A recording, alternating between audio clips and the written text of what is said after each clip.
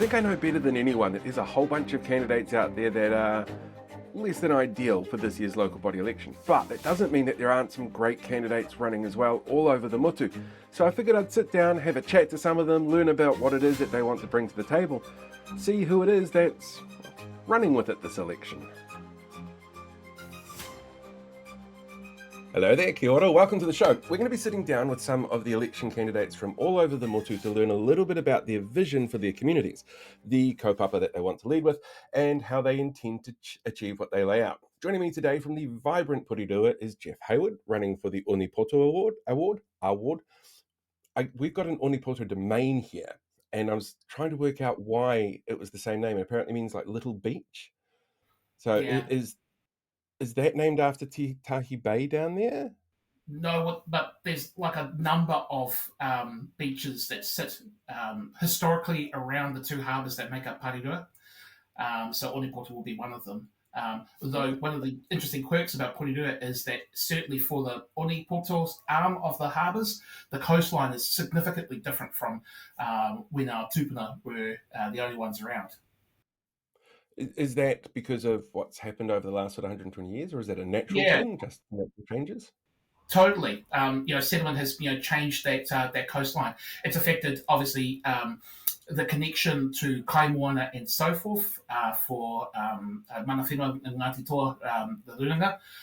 And so there's always the stories about how good the pipis are. But being from up the coast, Makatu and so forth, I will defer to them and having better pipis. I do not make many friends with Ngāti Toa when I say stuff like that, but I like to think growing up, the pipis up in my neck of the woods were better than the ones down here. I think that's probably just from experience more than anything. You know what you've tried, you know what you enjoy, you know what you were brought up on. Mum's cooking is always the best, in other words. Indeed. So Yeah. it's the same with the pipis. Always the best from where they come from. How would you describe your vision then for the area? It's a good partai, and it's always been the same the entirety of the time that I've been around the council table. Porirua City is the kaleidoscope city. Unlike many cities across the Motu, we actually have a population where our Māori, Pasifika, refugee migrant communities are much larger in population size than compared to those who would consider themselves Pākehā, English, European, what have you, right? However you want to articulate that. And what that means is actually, most people think of that as not being a virtue, whereas I think it's exactly the kind of thing that makes our city so vibrant and exciting. It's the weaving of cultures and heritage that actually makes us stronger as a consequence. And this is true when it comes to like challenging moments around decisions that are made by not just local, but central government as well. That sometimes when governments turn away, our communities turn towards each other. And so you see these moments where even halls are built, where there's great festivals and activities. I think about during COVID, the work of our communities, our mana whenua, me matawaka, all binding together to encourage people to get the wettle, get the jab for COVID. Again, while there's always a role for central government to play, it's actually our communities that actually are the most potent part of our city.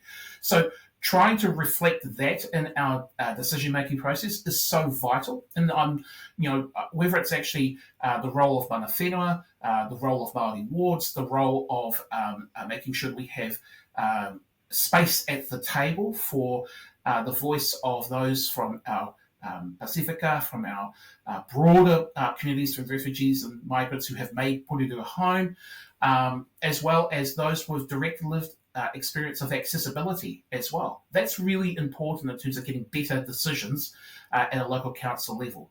But more importantly, these decisions that are made around these tables, they're not, this isn't like the 19th century. It's not some abstract. This has impact on people's lives in ways that we probably don't realise immediately. So what you want is, again, the kind of people around the table who are a part of the community and not just serving the community. And is that actually part of the reason for your logo, for the council logo? Because you guys have my favourite council logo for the entire country, because it's just a smiley face. I can confirm today that I did not serve as the model for the logo. Yep, fair enough. Actually, it was the logo was changed just before I got on council. It did not come universally praised at the time, but I do think that it's reflective of a city that doesn't take itself too seriously, that does want to reflect that you can smile at people all the time and actually make them feel like they're a part of this space. I've lived in other parts of the Motu, and for me, the way you measure how connected a community is when you're walking down a main street and you see someone and they connect eye to eye. Will they say hello when you say hello? Will they say kia ora or g'day or good morning, whatever? Because I think that's really the measure of how open we are. So I think if the logo is that, then so be it. It's brilliant. When I went through and was starting everything out for this process, and I'm sort of downloading all of the council logos, and you get some really boring ones. You get some ones that look like they're straight out of 1984, and then sort of I come across Porirua, and I'm just like, oh, this is so simple, and it to me sums up the area really well. It's like I don't think I've ever had a problem when I've been there. It's always been lovely and receptive, and I think that says a lot about the communities that you've got there. When it comes to this election, how much is the community feedback coming through about what they're after for the next term of council? I mean, it won't be a surprise that the many issues that are coming back towards us are the ones that are pretty common across the entire Motu. They are concerned about how they're going to meet the cost of living. The rates obviously rates and charges have a serious part of that. Water has always been something that's very important to people here in Porirua. Our city's name acknowledges the two harbours, He Porirua. So water's always been important. And I live in Titahi Bay. And just down the road, is the north end of our beach. And for us, and certainly for me, it's a metric of our performance to reduce the number of wet weather sewage discharges, because people want to love being down this beach.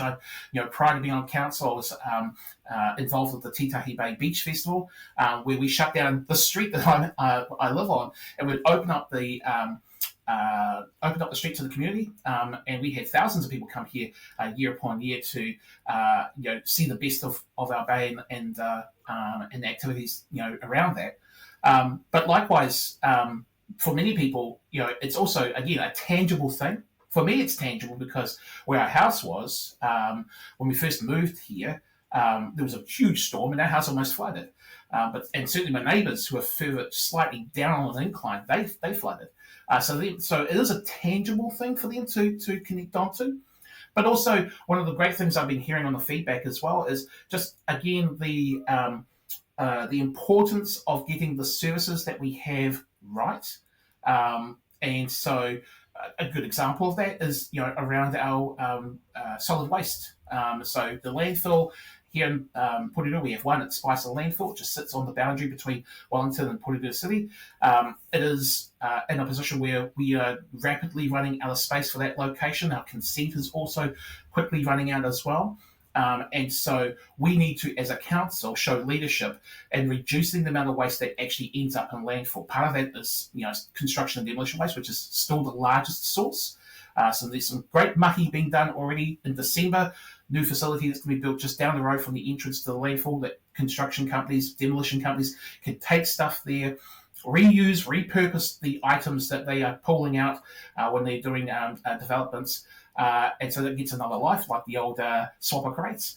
And then likewise, organics. If we get rid of organics and we get rid of the vast majority of organics, we get rid of the vast majority of C&D, we're talking half the problem that has been licked in terms of that what's been filled up in landfill.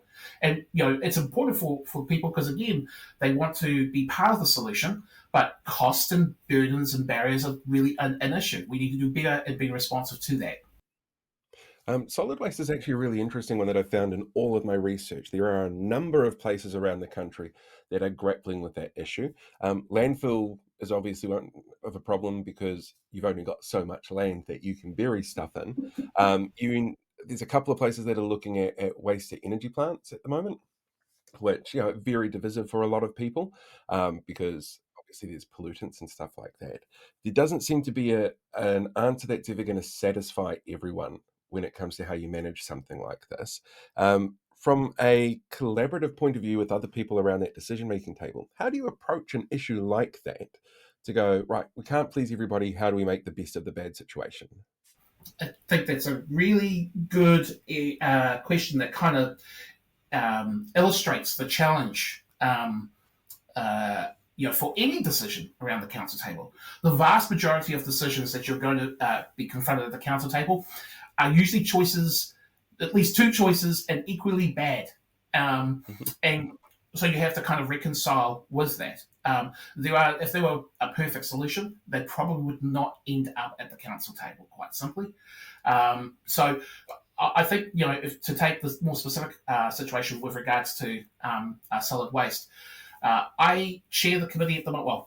Well, we've had our last meeting for the term now, but chaired the committee that was responsible for that landfill. I talked about Spicer, and again, part of those challenges is about acknowledging that people are more sensitive about the issue of landfills. Right? They don't get new landfills are very hard to consent, and existing landfills are also challenging to consent. We have a huge challenge with regards to odour, and that is affecting property owners in the Wellington City side of the boundary line, but they are very close. And so the future of that landfill needs to take into account that we need to reduce the odours. One of those ways could be to not have organics going into the landfill. Likewise, organics only work well. Waste to energy only works well when you've got sufficient volume and size and scale. I'm not a fan of technologies that use what they call pyrolysis, but that's because, because of the particulates and so forth. But there is whatever solution we come up with, we're going to have to do from not just inside Porirua, but across the entirety of the region. Now, I am a member of the Regional Solid Waste Minimisation Committee, which covers 8 different councils from the Wairarapa across the Kapiti Coast. Each council has its own particular approach and responsibility that requires rates to be paid on that. So some are further ahead, some aren't so far ahead. Some have no landfills like Kapiti Coast, or so they have a different approach on how they manage solid waste up there.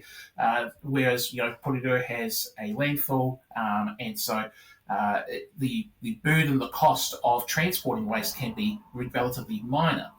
But if we shift our landfill or go to another landfill, the next closest one is, I think, basically near Palmerston. Like, we're talking quite some distance away. So existing landfill spaces are at a premium. It doubles, for me, it reinforces the point about why we need to do diversion and why we need to change the way that we are doing our waste management. But you cannot do it alone. Porirua is part of that puzzle. We do have a plan around reducing waste, but we need every clock to strike 12 at exactly the same time. And that requires a commitment made politically across those councils to pay each pitch in and do their bit. And so from Porirua's perspective, I am very much of the opinion that while there will be people around the table who some prefer pyrolysis and some prefer just getting rid of the landfill entirely, we need to be mindful of what is going to be the biggest impact on reducing waste, but also don't forget the burden of households, those who have a cost, who can't even afford the single-use black plastic bags that we still have here, and so they are dumping, fly tipping or dumping into the recycling bins, which contaminates a whole heap of waste and so forth, which means it renders everybody else's work in that street or in that community's efforts to reduce waste null, and it costs ratepayers money too. So these the crucial thing, I think, is reflect back those communities, reflect back the consequences of these actions, reflect back what it's going to mean if we don't have a landfill here, or more importantly, if we don't do something about the current landfill we have here, and look at solutions transitioning to a better circular-based solution. It's a long answer. I'm sorry, but yeah, No, it's complicated because it's got like so many fish hooks on that one, right? Yeah, absolutely. And I think that actually highlights a really important thing for a lot of voters out there. We hear a lot about short term problems and cosmetic problems. There's potholes that I don't like. You spent too much money on a speed bump, that kind of stuff that gets used as rage bait for voters during election season. But when it comes to the decision making processes that councils use, they're thinking long term. They're thinking, this generation, the next generation, the one after that, for a lot of the stuff that you're dealing with. How do you balance that when you're dealing with the public and when you come to the decision making table between that sort of short term rage bait cosmetic issue and planning forward a generation or two? Well, first of all, I think people should feel like if they've been frustrated, they want their frustration to go somewhere, right? So you want to hear it. You want to um, accept the fact that they are angry about these specific things, right? It is interesting that elected representatives are not supposed to be highly paid customer service representatives, right? And so our job is not to go out and fix the potholes ourselves. Our job is to make sure that the potholes are being filled, that the rules you have around that and the level of investment you have around that is adequate to the task, right? So there's a dislocation there that I think most people think about when it comes to what council members are actually deciding on. Phrases like levels of service are ones that are used at the table, but most people, when they go to like the Porirua Club, they wouldn't know what the hell a level of service is. And so that's the bureaucraties that's really challenging in terms of trying to communicate what happens at a decision-making table with what that actually means for an individual. That is going to be a perpetual challenge, not just for me, but every person who goes around that table. The crucial thing I found in my time around the council table is how do you distill hundreds of pages of either technical or bureaucratic language and then synthesize it in a way that Hohepa six-pack's going to understand. And that is not an easy task, and I'm not perfect at it. But the people who should be around that table should be thinking about how you best do that, because people will want to see you trying to communicate and reflect back. Onto a really contentious topic for you then, Māori ward referendum, which are all over the place this year. The government has forced that onto councils. The submission process said that it was not particularly a popular choice, but the government has rushed through ahead with it anyway. There are very passionate people on every side of this particular campaign. I'm very curious to know what your perspective is on the referendums themselves. Okay. So there is a little bit of context here that I need to explain. One, I've been on the Māori roll my entire electoral life. So every time I voted in the Māori role for general elections. And no Ngāti Whakau, So being Māori is something that's intrinsic to who I am and trying to navigate two worlds at the same time. Porirua is also very unique in terms of the jurisdictions across all the territorial authorities. Very rarely do you get a council where you have one acknowledged ropu who holds mana whenua, but also at the same time that the head count of that ropu is dwarfed by the number of people who are matawaka, those who whakapapa to another part of the country, yet live in Porirua. So that is the twin challenges of representation. The council here has an MOU with regards to its relationship with Ngāti Toa that is independent of this referendum, independent of the Māori wards. It would be my intention that we would continue that and strengthen that, in our context of Te Tiriti, right? But there still needs to be a voice. And again, whether that's, and we are using the rule book of the 19th and 20th centuries. We're using a Western democratic model to try and fit that connection with Te Ao Māori, right? Now, I don't know if ultimately that is the best method to achieve what we're trying to get long term. And there is a possibility that if you, you could drown out a Māori voice that isn't necessarily in alignment with mana whenua. In most cases, it's going to be in perfect alignment, but not always. So that's part of the intrinsic challenge of these seats. The referendum doesn't acknowledge any of that, right? Because it's making a binary choice. Again, it's using the rules of Western democracy to create a system. It has no alternative plan in place, and clearly this was always done with an agenda to point people in camps, right? It serves the political masters of the day to do this, right? Their presumption is that the majority of people who feel the role of Te Tiriti, feel the role of Te Ao Māori being important in the decision-making table, will stay at home. They'll stay on the couch, they'll see that envelope, they won't care, or they'll throw it in the bin. They're assuming that is the case because that is the tactic that they're going to need to use next year in the general elections. Their apathy is their mechanism for victory, right? I am hopeful and confident that people are going to say, get stuffed. I hope so too. I'm looking forward to seeing how many people tell them to fuck off, personally. And I keep telling people, I get a lot of complaints from people about all sorts of things. And when it comes to central government, I keep trying to remind them, local government's a really good way to tell central government exactly how you're feeling, because local government is about local decision making, and they can push back on some of the stuff that the government is pulling down or mandating specifically for local government to deal with. If you want to have let central government know how you feel, show them by voting in local government elections and pointing out, there's this shift that's happened. Suddenly we've got a few less National Party candidates or ACT Party candidates on councils, and we've got a little bit more green and red on councils. There's a lot of power in a vote, and I think it's really important people remember that. There's taonga. The vote is a taonga, right? And it should not be taken so cheaply. And there is a cynicism around politics, at the moment, right? And it's just the right ingredient for that cynicism, that aggressive, we're seeing in other parts of the world, that kind of aggressive tone and aggressive bellicose kind of language that feeds into things like fascism and nativism and all the other isms that basically make people feel good inside for a short period of time by pointing fingers at somebody else. But that's not governance. That's just chaos. And a good garden requires good gardeners.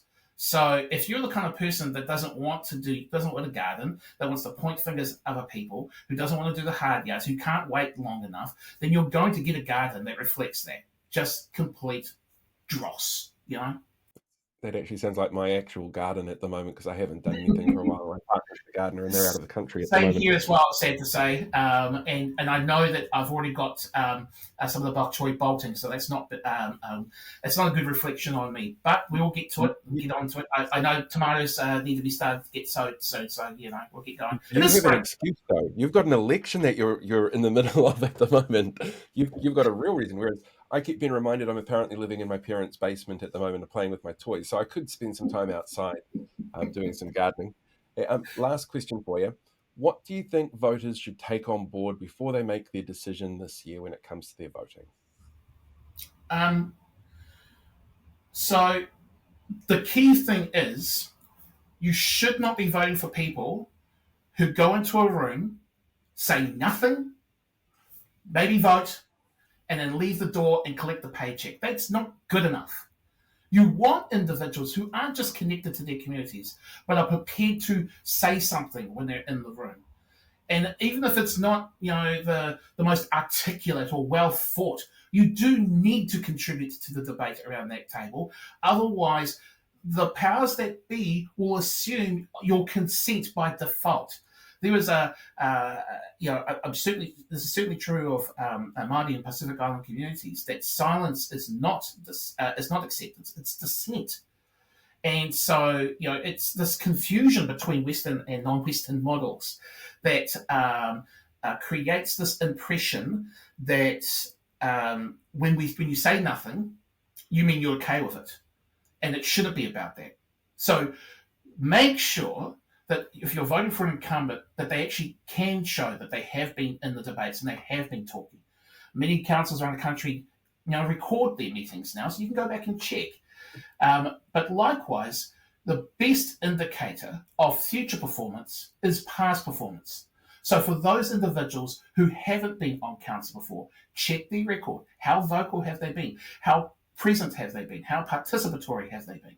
Because that's actually going to give you an indication, at least, that not just about what they believe in and their value set and what they intend to focus on, but whether or not they'll follow through. That's brilliant advice. I'm done here. Geoff, thank you. Been absolutely amazing. Always love catching up with you. Where can people find your stuff online if they want to learn more about you for the election? Great question. Go to geoffhayward.co.nz. In there will be all of the details, including this time we've put out a manifesto for me and my colleague Josh Trillin, who's running in the water to the north of me, talking about our specific policies, but also about my vision and my values and my background. Fantastic. Thank you very much, Geoff. No worries, Paul. Thanks so much, guys. Hey, don't forget to give the video a like if you haven't done so already, and make sure you hit that subscribe button for the most in-depth coverage of local government elections anywhere in the Motu.